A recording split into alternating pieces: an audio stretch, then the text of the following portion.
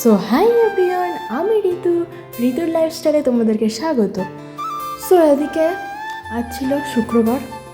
তো শুক্রবার আমার প্রায় ছুটি থাকে সারাটা দিন। ছুটি মানে বাড়িতে কিছু মজাদার আইটেম হবে না তা কখনো হয়?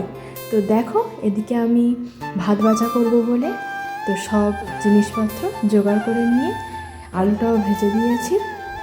ভেজে পেঁয়াজ আছে যা লাগে দিয়ে দিয়েছি, ভাত এদিকেও দিয়ে দিয়েছে। তো ভাতটা হচ্ছে আমাদের পান্তা ভাত ছিল। তো পান্তা ভাত খেতে অতটাও কারোর ভালো লাগে না। সো বলি কি করব, তো একটু গরম গরম ভাত ভাজাই করি। গোলমরিচ ছাড়া ভাত ভাজা কি ভালো লাগে? সো এদিকে আমি গোলমরিচের গুঁড়ো একটু দিয়ে দিলাম।